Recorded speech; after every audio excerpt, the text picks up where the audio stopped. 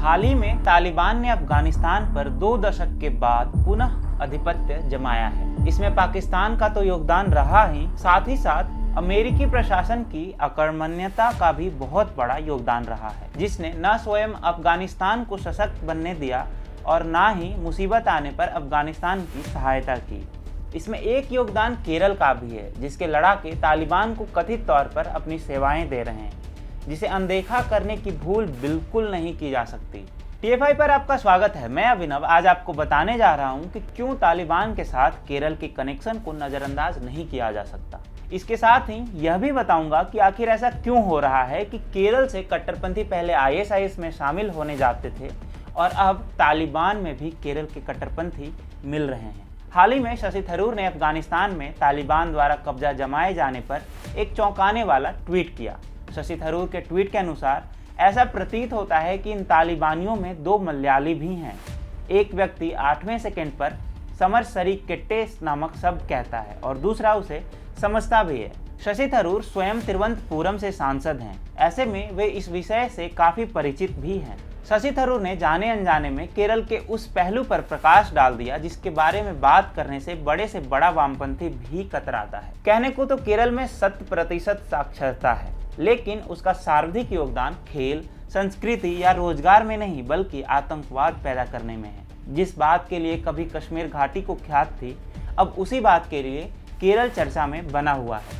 हम यह नहीं कह रहे हैं कि केरल के निवासी स्वयं अपने कृत्यों से इस बात को सिद्ध कर रहे हैं। पिछले वर्ष TFI ने अपनी रिपोर्ट में बताया था कि कैसे केरल राज्य इस्लामिक स्टेट नामक आतंकी संगठन का गढ़ बनता जा रहा है। इस बात की पुष्टि एक बार फिर हुई जब यह सामने आया कि अफगानिस्तान के काबुल शहर में स्थित गुरुद्वारे पर हुए आतंकी हमले में केरल के एक युवा आतंकवादी का हाथ था। काबुल में सिख गुरुद्वारे पर हुए हमले में मोहम्मद मुहसिन नामक युवक उन 3 आत्मघाती हमलावरों में शामिल था जिन्होंने काबुल में स्थित गुरुद्वारे पर आत्मघाती हमला किया था। इसमें 28 सिख श्रद्धालु मारे गए थे और कई अन्य घायल भी हुए थे। इस्लामिक स्टेट के लिए काम करने वाली मैगजीन अल नाबा ने तीनों आत्मघाती हमलावरों की तस्वीर जारी की थी।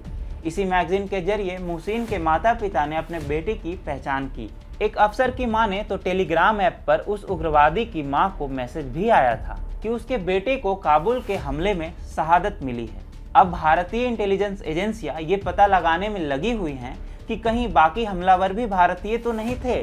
बात यहीं तक सीमित नहीं है। NBC news correspondent Richard angel ने रविवार यानी 15 अगस्त 2021 को एक वीडियो शेयर किया था जिसमें तालिबान द्वारा काबुल जेल से रिहा किए गए कैदी दिखाई दे रहे हैं। केरल से भागकर ISIS में शामिल हुई निमिषा फातिमा भी उनमें से एक है। फातिमा ने इस्लामिक स्टेट यानी ISIS में शामिल होने के लिए भारत छोड़ दिया था। इसकी पुष्टि केरल के न्यूज वेब पोर्टल मातृभूमि में भी की गई थी। रिपोर्ट में बताया गया है कि ऐसे 21 भारतीय थे जो अफगानिस्तान ऐसे ही उद्देश्य के लिए गए थे। निमिषा फातिमा भी उनमें से एक है। रिपोर्ट में यह भी दावा किया गया है कि रिहा किए गए ये कट्टरपंथी किसी दूसरे तरीके से भारत आ सकते हैं। ऐसे में बंदरगाह और सीमा पर निगरानी बढ़ा दी गई है। ऐसे में सवाल यह भी है कि आखिर ऐसा क्यों हो रहा है कि केरल से लोग जानकर आतंकी संगठनों में शामिल हो रहे हैं। पहले बड़ी संख्या में केरल से कट्टरपंथी ISIS में शामिल होने गए थे और अब ऐसा ही तालिबान के केस में भी देखने को मिल रहा है। केरल के साथ ही ऐसा क्यों हो रहा है जबकि पूरे देश से ऐसी खबरें नहीं आती हैं।